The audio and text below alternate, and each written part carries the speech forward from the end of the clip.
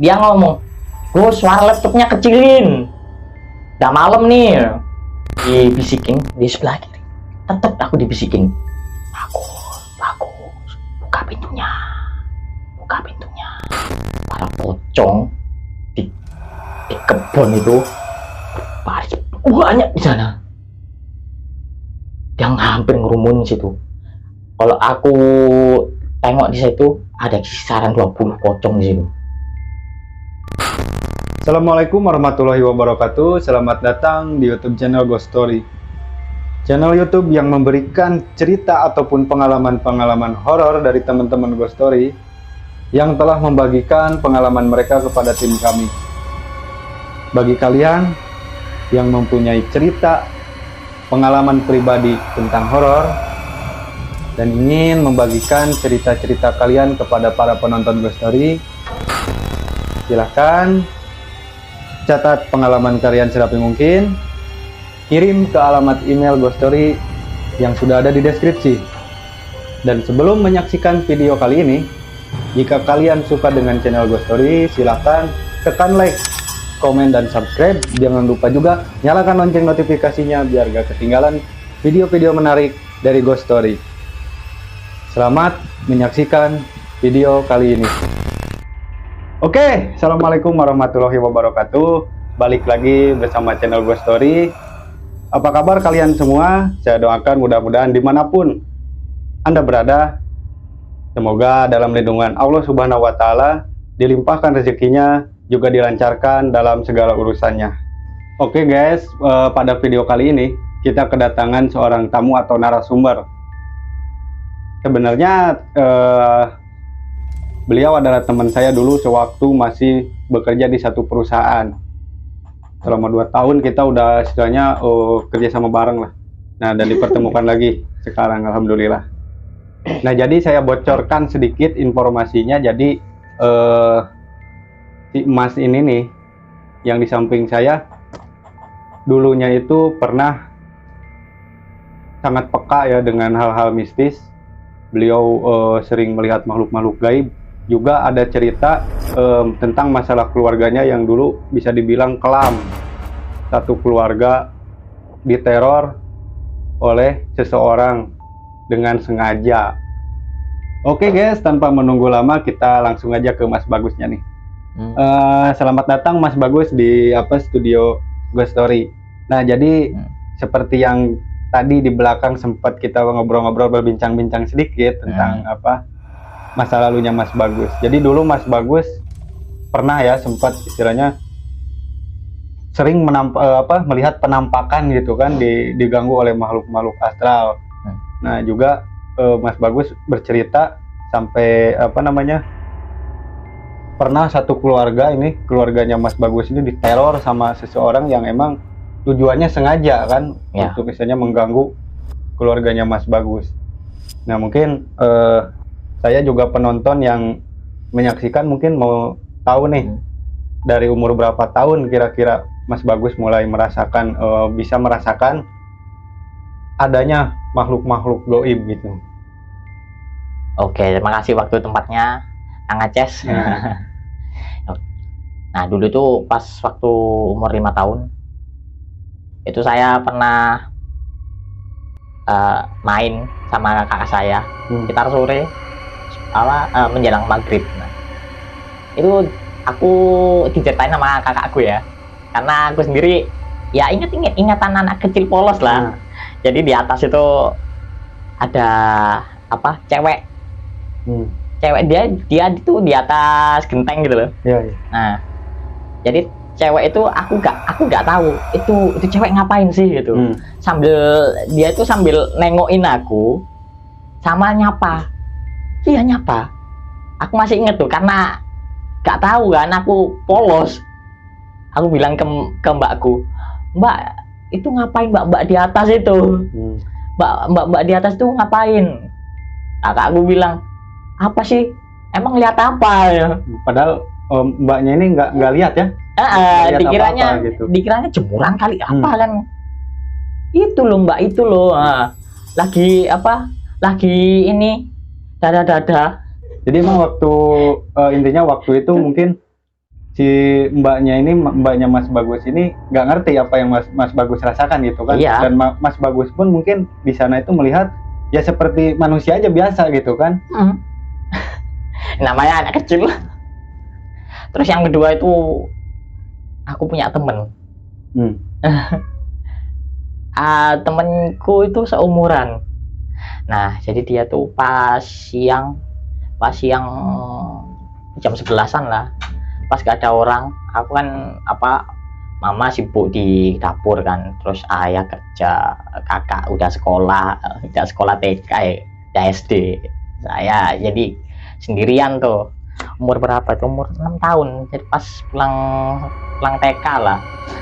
Nah, itu aku tiap hari tuh ditemenin sama temenku, temenku masa kecil tuh. Itu maksudnya tuh dalam kurung nih, teman manusia apa teman goib? Aku nggak tahu, jujur aku nggak tahu itu teman apa, karena ya dulu aku emang nggak tahu itu teman apa. Kalau pas udah besar ini aku tahu siapa dia. Oh gitu. Ya, jadi pas kecil tuh aku sering diajak ngobrol, diajak main, kadang aku main kelereng sama dia gitu. Terus pas aku lagi main, anehnya ini mamaku langsung bilang, wes lagi lapo, lagi ngapain? Aku bilang, aku lagi main sama temanku. Temanmu yang siapa? Temanmu siapa? Ini temanku. Wes udahlah Gus, tidur. Jadi dikiranya aneh ya aku. Emang tapi pas aku tidur gitu, temanku ini dia ngintip-ngintip di belakang pintu itu, dia ngintip-ngintip. Ayo sini main lagi. Aku takut. Nah, jadi istilahnya pada intinya ternyata teman Mas Bagus ini ya, kalau sekarang mungkin ya kan waktu kecil nggak tahu kalau itu istilahnya hantu gitu kan, atau itu makhluk goib. Berarti selama itulah Bagus ini bermain bersama hantu gitu kan? Ya bisa bilang gitu sih. Iya kan? Iya. Nah, jadi selain temen itu, tapi kira-kira nih berapa lama main sama sosok anak itu? Itu terjadi dari TK sih. Seingat saya tuh dari TK. Soalnya kan saya pas TK itu habis pulang dari TK itu kan main sendiri, nggak ada teman gitu. Ada teman sebaya tapi ya nggak main bareng gitu. Jadi pas TK pulang terus main sendiri di rumah. Jadi selama aku sendiri itulah dia mesti datang buat nemenin. Nah itu kalau dari ciri-cirinya sih dia bocah sama kayak aku, kayak manusia biasa lah gitu ya. Ya, cuman dia kayak agak putih pucat, tapi mukanya agak gelap. Mukanya gelap segini lah. Jadi mukanya putih pucat, tapi tengahnya ini gelap gitu. Ya mungkin ada kebedaan lah sama anak-anak pada normalnya ya. Ya. Namun ya waktu itu mungkin Mas Bagus masih belum ngeh kalau itu makhluk gaib gitu kan. Ya. Yang jelas itu istilahnya ya udah jadi teman Mas Bagus lah waktu itu kan. Nah, itu nemenin aku terus walaupun nggak siang. Pas malam pas aku nonton TV sendirian tuh dia ngikut nonton TV juga. Itulah. Ya mungkin kan kalau zaman sekarang inilah anak di usia segitu ya mana mungkin juga malam-malam ngikut ke rumah kan gitu. Iya. Ya kan? Orang tua kita pun kalau melihat istilahnya anak kita bawa temen jam-jam segitu malam-malam ya pastinya disuruh pulang atau enggak nanya kan, kenapa jam segini belum pulang gitu kan. Ya cuman di sini teman Mas Bagus ya itu dia lah. Nah, selain sosok anak-anak itu ada lagi nggak sosok lain yang ikut juga menemani Mas Bagus ini waktu kecil? Ada juga. Aku pernah tetap ya di sekitar rumahku ya, sekitar gitu depan masa kecilku ya. Aku tuh pernah kesel kali. Keselnya itu apa? Tiap aku ngomong sama temanku, itu mesti orang rumah pasti bilang, kamu tuh bicara sama siapa sih ya? Udah jangan bicara sendiri, ngeri ya. Orang rumah mesti bilangnya kayak gitu. Itu bikin aku kesel sumpah. Padahal tuh dulu tuh aku emang ngobrol gitu loh. Aku emang apa, ada orang yang bisa diajak ngobrol, tapi orang di rumah itu nggak pernah tahu gitu loh. Nggak paham keseruanku ngobrol sama temanku ini kayak gimana. Itulah kayak apa, pas aku ngobrol-ngobrol sama temanku gitu kan, tiba-tiba ini budeku datang, Gus kamu ngomong sama siapa? Ngomong sama temanku. Kok ngomong sendiri sih? Udahlah, apa, kamu makanlah sana Mas. Jadi setiap aku ngobrol sama temanku itu mesti sama orang di rumah itu mesti aku alihkan ke kegiatan lain. Itu yang bikin aku kesel. Nah, keluarga sendiri nih melihat keanehan dari Mas Bagus ini, apa tindakan dari keluarga pada waktu itu? Ya itulah, langsung dicap aneh aku. Selain sosok anak kecil itu, makhluk apa lagi yang sering Bagus lihat waktu masih kecil? Banyak sih. Kalau dulu sih biasa-biasa aja. Ya kayak apa ya, sosok kayak serigala tapi apa ya, kayak agak aneh gitu loh. Dia kayak kakinya nih kayak setengah manusia gitu. Ada yang jadi-jadian, terus ada kayak ular kayak agak banyak gitu tuh. Orang nggak lihat, padahal lihat banyak ular di sini. Itu kadang-kadang ada lewat di rumah kayak jijik gitu, padahal nggak kelihatan, sama orang lain nggak kelihatan gitu. Itulah makanya aku di rumah itu dicap aneh. Emang aneh, sampai sekarang pun aneh. Nah, kira-kira nah Mas Bagus ditutup mata batin dari usia berapa dan kenapa alasannya? Mungkin karena dicap aneh itu ya di rumah itu. Jadi pas kebetulan Pak Diku yang dari Jogja ini datang, mampir. Pak Diku ya inilah, jadi pas mampir itu karena ngeliat kelakuanku aneh. Nah disitulah, entah aku nggak tahu ceritanya kayak gimana, jadi aku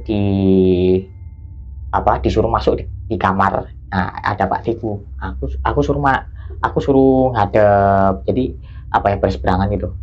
Aku ada di sini, terus Pak Diku di belakang gitu. Oh, saling memunggungi lah ya? Memunggungi. Nah disitulah aku kayak disuruh baca syahadat, terus disuruh baca Al-Fatihah. Nah ditepok punggungku, jadi arek sing pinter, gelek ngaji. Nah jadi pamannya Mas Bagus ini Pak D ya? Ya Pak D. Nah jadi Pak D-nya Mas Bagus ini adalah anggap aja seorang ahli spiritual lah di kota Jogja ya? Dari Jogja kan? Di Jogja itu. Jadi karena melihat keanehan Mas Bagus, dan juga mungkin Pak D juga nanya-nanya lah sama keluarga kan pastinya, sejak kapan Mas Bagus kayak gini. Dan mungkin seorang seorang ahlinya pasti tahu lah apa yang dialami Mas Bagus dari pertama Pak D itu lihat sampai sebelumnya kan, pasti Pak D itu tahu lah gitu. Jadi mulai dari sana lah Pak D itu menutup istilahnya penglihatannya Mas Bagus lah gitu. Ya bisa bilang gitu. Nah, jadi pertanyaannya gini, setelah ditutup nih mata batin, apa Mas Bagus masih bisa melihat teman masa kecil Mas Bagus itu? Ya itulah, pas keluar dari kamar tuh aku langsung bingung, kok sepi. Itu pertama yang aku pikirin, kok sepi, nggak ada orang. Kok nggak ada yang rame-rame nih. Kadang ada kayak orang berdiri di situ, tiap hari berdiri di situ, kok nggak ada lagi. Ku cariin kan, ya ada di sudut sini gitu kan, nggak ada ya. yang paling paling beda nih, temanku kok udah nggak mau muncul, nggak mau nyapa lagi gitu. Apa dia ini udah benci atau gimana gitu. Terus lama kelamaan udah lupa. Jadi kayak apapun yang aku pikirkan di masa kecil itu lama kelamaan bisa pudar. Gitu, makanya. Tapi pertama itu gelisah lah. Dari semenjak ditutup udah nggak jumpa lagi lah ya? Ya. Udah nggak ketemu lagi lah. Terus dari sifat katanya mamaku sendiri sih beda. Kalau dulu hiperaktif, setelah ditutup mata batin ya, dibiarin gitu ya. Itu pertamanya tuh aku nih orangnya diem katanya di kelas tuh. Aku pun sendiri bingung karena biasanya ada teman yang biasa aku ajak ngobrol, ini temanku udah berubah gitu loh. Teman asli ya, bisa dibilang gitu kan. Jadi aku bingung interaksinya gimana. Ya itulah, jadi kayak agak bahasanya kalau bahasa Jawa gelahum lah. Galau lah ya. Ya. Jadi biasanya tuh ada teman saling berbagi lah gitu kan, sambil ngobrol-ngobrol. Sekarang udah nggak ada lagi gitu ya. Sempat juga lo merasa kehilangan gitu Firman. Iya, benar. Itulah makanya pas ditutup tuh gelisah kali. Nah jadi Mas Bagus di rumah ini tinggal sama siapa? Berapa orang anggota di rumah? Di Malang sana ya. Kalau dulu sih masih sama rumah nenek sih. Jadi ada ini papa sama mama, kakak, eyang, rame lah, satu keluarga. Masih rame itu. Masih rame berarti kayak dicap aneh itu, karena orang-orang sana emang kecap aku aneh. Dan di sana juga mungkin Mas Bagus ini menyadari ada sosok lain istilahnya yang di luar dari keluarga Mas Bagus ya. Iya. Kukira di satu rumah itu rame gitu loh. Ternyata orangnya ini aja.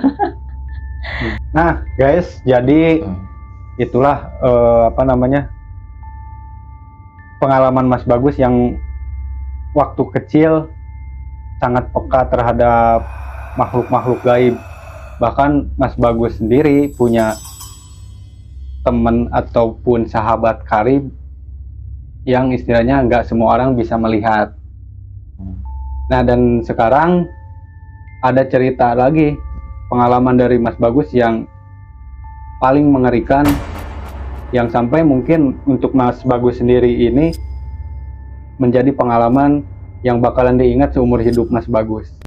Nah, Mas Bagus, ada satu cerita juga dari Mas Bagus ini, seperti yang tadi dibahas di belakang.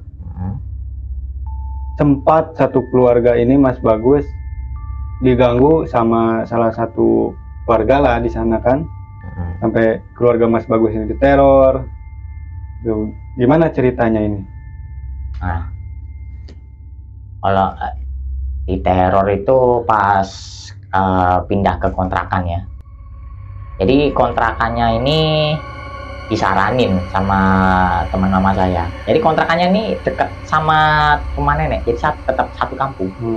Nah, jadi ada mama saya ini ngutangin teman mama saya.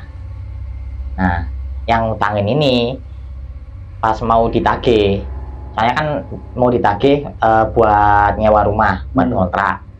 Jadi dia nyaranin kontrakan gitu loh, kontrakan rumah. Nah, jadi intinya gini lah, Mas Bagus ini mau pindah nih dari, kan awalnya Mas Bagus tinggal sama nenek kan? Iya. Nah, sama nenek. Jadi Mas Bagus, ibu beserta kakak ya, mau ngontrak nih. Jadi intinya Mas Bagus ini mau pindah, yang awalnya tinggal sama nenek. Jadi mau pindah, mengontrak nih satu keluarga ini kan, sama mama sama kakak kan? Iya, benar. Jadi dikarenakan Mama Mas Bagus ini ngutangin kan sama temennya kan. Ya. Teman Mama Mas Bagus ini punya hutang nih, jadi mau nagih untuk kontrak gitu kan. Ya, pertamanya jadi itu mama saya tuh mau nagih hutang. Teman mama saya tuh karena mau kontrak rumah sendiri gitu. Nah, karena kebetulan di sebelah rumahnya ini dikontrakan. Dan yang punya kontrakan rumah ini dia punya utang juga sama yang apa teman mama. Nah, sama teman mama saya. Ya udahlah, disaranin lah. Udahlah ngontrak sini aja lah, sebelah rumah. Apa murah di sini. Soalnya ada diskon. Diskonnya karena ngontrak karena punya utang itu, makanya diskon. Murah itu di situ tuh rumahnya besar. Dekat kuburan. Dekat kuburan besar. Kasih harga murah. Nah, jadi di situ tuh normal-normal aja lah. Jadi mama saya karena emang harganya pas murah, yaudah akhirnya pindah lah ke sana. Nah, pas sudah pindah ngontrak sendiri, kayaknya nggak sama nenek, tapi walaupun deket. Nah, di situ awal-awal pindah tuh ya biasa, normal. Nah, terus emang kasarnya di sana emang agak horor ya. Nah, jadi gini deskripsi rumahnya. Nah, di rumah itu ada ruang tamu gede, terus ada dua kamar, kamarnya itu sebelahan, kiri kanan gitu. Terus maju lagi itu ada ruang TV. Nah, ada ruang TV itu ke belakangnya ini ada dapur. Nah, jadi dapur sama ruang tamu itu dipisahin sama tembok. Tapi ruang dapur sama ruang TV itu satu bangun satu jalur. Nah ya, terus sama ada kamar mandinya itu ada dua kan. Nah, jadi kamar mandinya itu terpisah. Biasanya rumah itu kan kamar mandinya ada satu bangunan tuh. Dia satu bangunan tapi terpisah. Jadi kamar mandinya di luar lah. Ya, kamar mandinya di luar, pisah sama tanah. Nah, habis itu, ini sisi lebihnya dari ini rumah. Jadi rumah ini gede.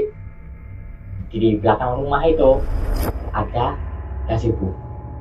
Nah, yang tempat buat nyantai itu loh. Nah, ada gazebo, situ ada taman. Di taman itu ada kolam ikan. Jadi gede lah, bisa dibayangin rumahnya. Itu rumahnya juga dikelilingin pagar ya? Ya, kan karena di sebelah rumah kan jalan tuh. Jadi karena rumahnya di bawah, jadi pagarnya tuh tinggi kali. Kalau dari bawah sih hampir 10 meter lah. Dan nengok ke atas tuh masih pagar di atas tuh. Jadi pintu masuk itu ada dua, pintu masuk pagar sama pintu masuk rumah. Ya, jadi ada pintu masuk belakang. Nah, jadi pintu masuk belakang tuh kalau dari dapur tuh kita bisa lihat pintu pagar belakang. Nah, pintu pagar itu yang dari luar itu. Di sekeliling rumah itu, jadi depan itu kuburan ya, yang dipisahin sama jalan. Nah, depan sebelah kanan itu, nah itu tetangga temannya mamaku yang punya utang tadi.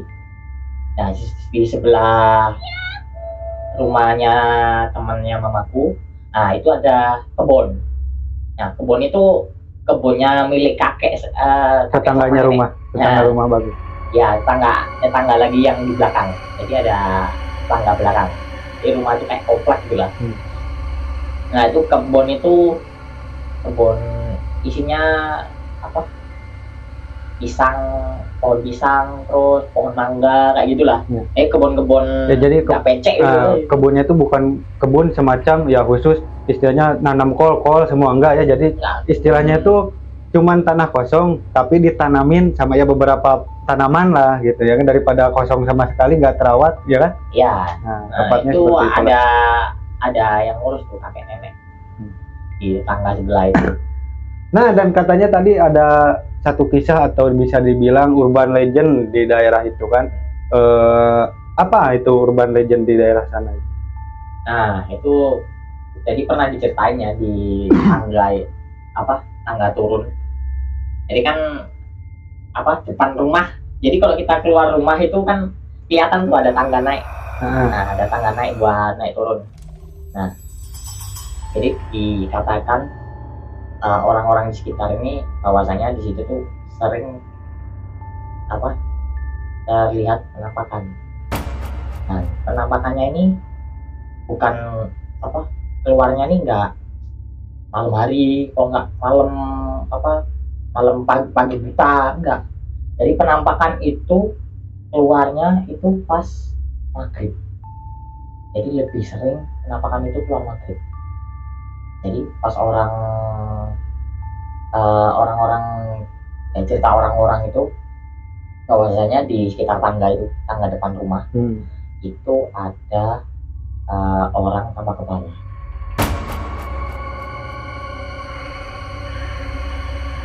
Nah Gus, jadi dikatakan urban legend itu kan mungkin itu cerita masa lalu atau cerita sejarah nih. Dan konon katanya kan di sana itu terdapat suatu makhluk lah. Nah, apa aja yang dirasakan warga sebelum Mas Bagus ini pindah ke sana? Pernah ada suatu kejadian. Jadi pas jam maghrib, jadi orang dari kampung sebelah ini kalau mau pergi ke musola, itu lewat jalan yang sebelahnya kuburan tadi itu. Nah, pas mau jalan, nah di situ warga itu sering lihat di situ ada orang duduk di tangga itu, duduk pas di depan rumahku itulah. Anehnya dia tanpa kepala. Jadi dari sana itu warga sekali lihat itu langsung lari. Dan itu nggak satu warga, sering. Kebanyakan warga di sana melihat ya? Ya, tapi hanya di waktu tertentu aja. Jadi maghribnya tuh nggak tiap hari, tertentu. Gitu. Itu urban legendnya. Nah, apakah sosok tersebut itu mengganggu nggak untuk warga sekitar? Bahwasanya sih walaupun terkadang orang banyak cerita kayak gitu, tapi alhamdulillahnya nggak ada sih warga yang sampai digangguin gitu. Hanya nampakkan, tapi nggak sampai mengganggu. Lantas pengalaman Mas Bagus ini ketika pindah ke rumah kontrakan yang baru Mas Bagus ini tempati, apa aja nih yang dirasakan Mas Bagus? Ya itulah karena kontrakannya aneh juga kan nih. Jadi kontrakannya itu hampir gak ada banyak yang nggak ada pintunya. Entah mungkin karena orangnya masih baru bangun atau gimana, jadi kamar itu nggak ada pintunya. 2 kamar itu, jadi kita bisa kalau di kamar itu kita bisa langsung lihat ruang tamu. Belum lah jadi ya? Plong. Sama kan kamar ini kan kamar 1 sama kamar 2 ini kan sebelahan. Nah, anehnya lagi ini kamar nggak tahu desainnya apa yang bikin ya. Itu ada sekatnya. Bukan ada sekatnya. Ada lubang. Oh, disekat tapi berlubang gitu? Iya, lubang. Jadi kita bisa lihat kamar sebelah ini, sebelahan itu kita bisa lihat. Gitu. Nah, dari urban legend yang dikatain orang-orang itu sebenarnya kurang nyaman sih tinggal di sana. Tapi ya karena lingkungannya bagus sih, makanya ya dinyaman-nyamanin aja. Nah, mungkin Mas Bagus ada sedikit tahu nggak tentang sejarahnya, kenapa bisa ada sosok makhluk tanpa kepala ini di daerah Mas Bagus tersebut? Sejarahnya itu kenapa gitu kan? Nah, jadi itu kalau kata warga sekitar ya, nah dulu sekitaran tahun 1960, nah itu kan ada terjadi pembantaian antek-antek PKI. Nah, ada katanya itu ada sepasang suami istri dari Blora itu kabur ke Malang. Nah, pas kabur, nah mereka itu tinggalan di sekitar situ. Ya waktu itu belum jadi rumah-rumah bagus kayak sekarang. Nah, pas di pelarian mereka ternyata mereka tertangkap sama warga sekitar lah, warga sekitar pada zaman itu ya. Jadi mereka tertangkap sama pasukan yang buru antek-antek PKI ini. Nah, pas mereka ditangkap, mereka langsung dieksekusi di tempat. Nah, tempat pengeksekusiannya itu kemungkinan di tempat itu, di tempat dia menampakkan diri. Jadi pasangan suami istri itu langsung dieksekusi di tempat. Nah, di tempat mereka penampakan itu sering muncul. Nah, jadi setelah dieksekusi sama mereka langsung dikuburkan di kuburan depan situ. Oh, yang kuburan yang di atas ini ya, yang di atas rumah Mas Bagus sekarang itu.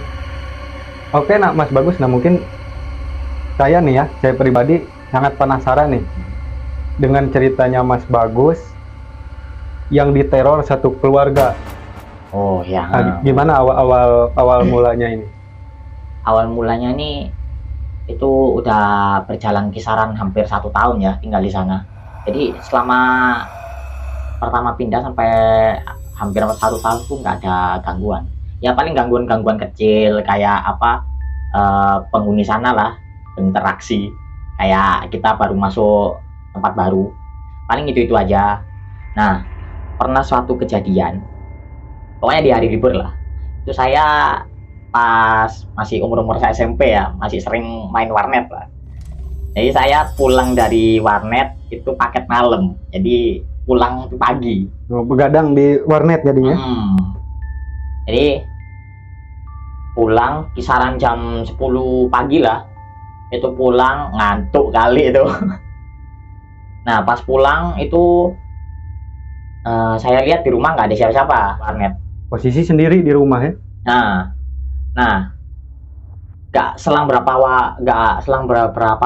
lama, itu kisaran ya 1 jam lah, itu saya pas tidur tiba-tiba ada yang ngetok pintu rumah. Bangunlah saya, ketoknya bolak-balik. Terus saya buka, ternyata ada yang punya rumah itu datang. Oh, yang punya kontrakan itu datang. Yang punya kontrakan itu datang, sama ada 2 orang laki, 2 gitu, pakai hitam-hitam lah, pakai jaket hitam, pakai jaket kulit gitu loh. Nah, terus si ibu itu nanya, Mas, ibunya ada? Mama lagi ke rumah saudara. Oh, berarti ini ada siapa aja di rumah? Cuma saya sendiri.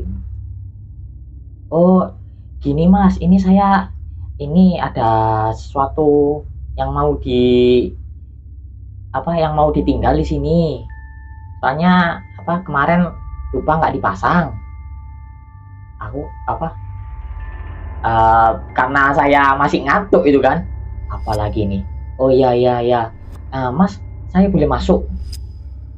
Oh iya, silakan. Dengan linglungnya itu saya.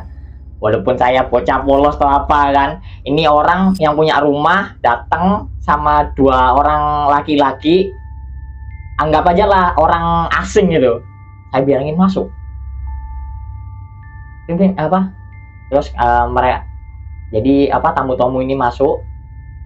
Nah, mereka minta dibukain pintu belakang. Mas, tolong ini tolong dibukain pintu belakangnya. Oh ya, ngantuk. Nah, mereka jalan ke taman belakang, taman belakang yang dekatnya gazebo itu. Nah, di situ itu ngeblank itu di sana itu. Jadi saya tuh lihat apa yang terjadi sama mereka di sana.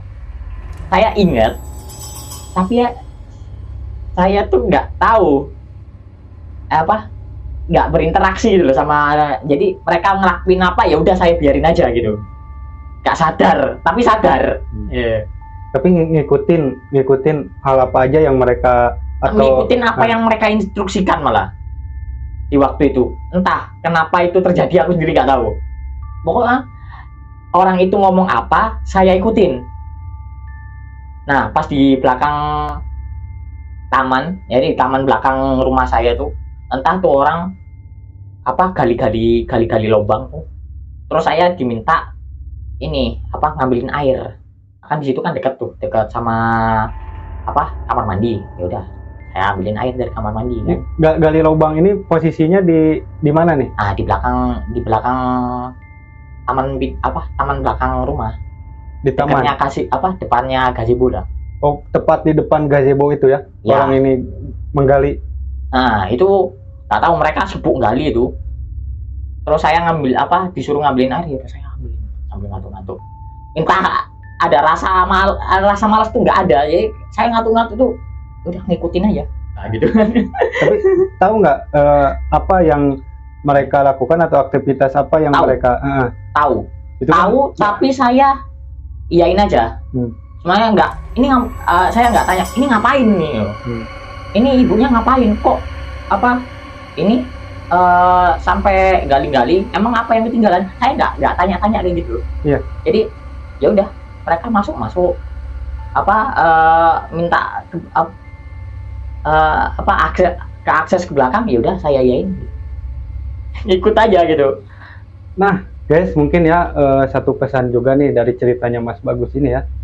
Janganlah kalian istilahnya menerima tamu yang memang mungkin bukan dari murni keluarga kalian. Barangkali itu ya kita kan mana tahu maksud seseorang, apalagi istilahnya orang yang nggak kenal. Anggap aja lah, walaupun orang itu yang punya kontrakan, cuman rumah tersebut kan sudah ibaratnya sudah menjadi milik kita karena kita bayar. Otomatis itu sebagai pribadi kita yang ada di dalam rumah. Nah, jadi jangan sembarangan siapapun masuk ke dalam area rumah kita, apapun alasannya. Dan kalaupun ada hal-hal penting, wajib kita memberitahu dulu pihak keluarga ataupun kepala di rumah tangga kita. Nah, Mas Bagus nih ya, setelah kedatangan yang punya kontrakan dengan melakukan aktivitas tersebut, hal apa yang membuat Mas Bagus serta keluarga ini merasa terganggu gitu? Ada kejadian apa ini? Nah, dari kejadian tadi, nah itu baru ada muncul kejadian-kejadian yang aneh lah, yang biasanya kita pulang suasana rumah ini jadi nyaman gitu. Suasana rumah itu kayak gerah gitu. Oh, jadi ada perbedaan lah ya? Beda kali. Kayak kayak kita pulang rumah capek itu kan ngelepas penat gitu kan. Ini kita masuk rumah itu rasanya udah beda, kayak nggak nyaman gitu masuk rumah. Gersang jadinya. Jadi bawaannya pengen ninggal rumah gitu. Jadi, itu pun sama juga, kakakku pun juga sama. Entah kenapa kejadian jadi kayak males gitu pulang rumah. Biasanya kalau pas malam gitu, pas jam 1 malam itu tiba-tiba kayak ada suara gitu di dapur. Ini kayak suara kayak barang jatuh. Kalau enggak TV, aku kan punya TV cembung tuh, diketok-ketok gini. Kalau pas malam, ya masih siapa lagi yang mau ngetok? Masa kakakku mau ngetok-ngetok TV malam-malam? Ya bukan dinyalain ya, kalau nyalain kan kedengaran suaranya, tapi kedengaran kalau TV cembung dijentikin gini kan ada suaranya gitu. Kayak gelas disentil ya. Makanya kayak gitulah. Terus ada suara langkah di belakang rumah di taman itulah. Ya ada yang jalan. Suara langkah orang berjalan ya? Ya, soalnya kan di kamar, jadi kan ini kamar itu ada jendela tuh. Nah, jadi jendela itu kita bisa lihat taman gitu. Nah, jadi kita bisa dengar juga suara dari taman itu. Terus ada satu lagi nih. Ini bener-bener yang bikin trauma.